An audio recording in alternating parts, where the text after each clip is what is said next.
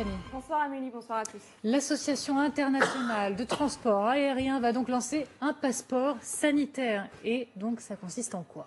Alors d'abord Amélie, un mot rapide. Quand on parle de l'Association internationale du transport aérien, l'IATA, on parle en fait de 290 compagnies aériennes, 80% du trafic aérien. Donc concrètement, ça concerne des millions, voire des milliards de voyageurs. Et ce projet de l'IATA, eh bien, c'est une application mobile, un passeport sanitaire qui compilera toutes les données médicales à votre sujet liées au Covid, les tests que vous avez passés, leurs résultats et bien sûr votre vaccination ou non.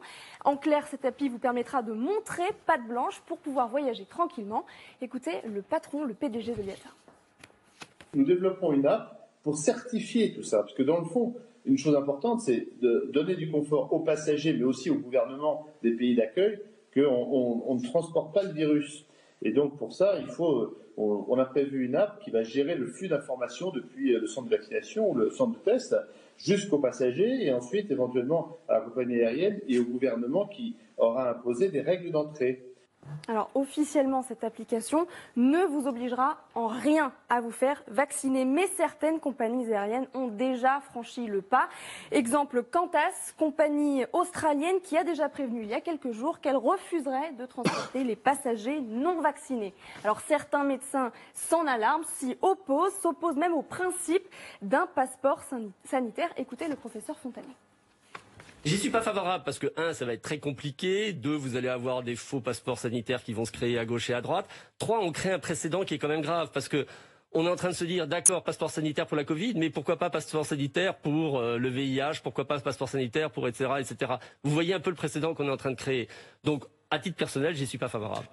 L'autre crainte, c'est de créer une société à deux vitesses, deux catégories de citoyens, les vaccinés et les non vaccinés, qui n'auront plus forcément les mêmes droits et qui ne se croiseront plus. Écoutez Gilbert Deray.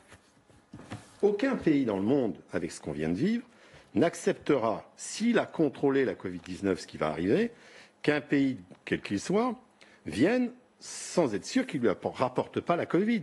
C'est fini ça. Mais oui, nous allons avoir des barrières qui, pour l'instant, sont celles du vaccin, avec un énorme problème qui est effectivement, je coche la case, je suis vacciné.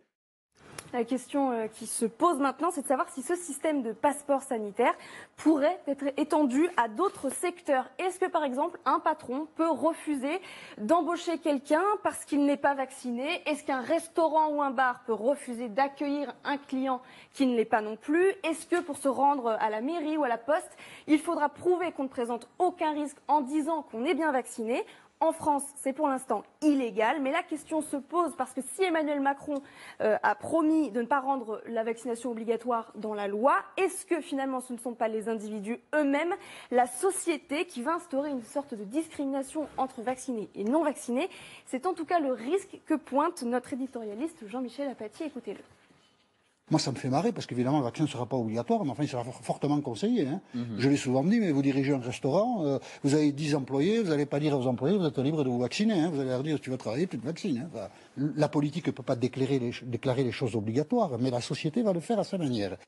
Alors question d'autant plus Amélie que ce système de laissez-passer sanitaire, il existe déjà en Chine. Il ne prend évidemment pas encore en compte la vaccination, mais l'état de santé global des Chinois. Ce système, c'est ce fameux QR code vert, jaune ou rouge qui témoigne du risque que vous présentez ou non de faire circuler le virus.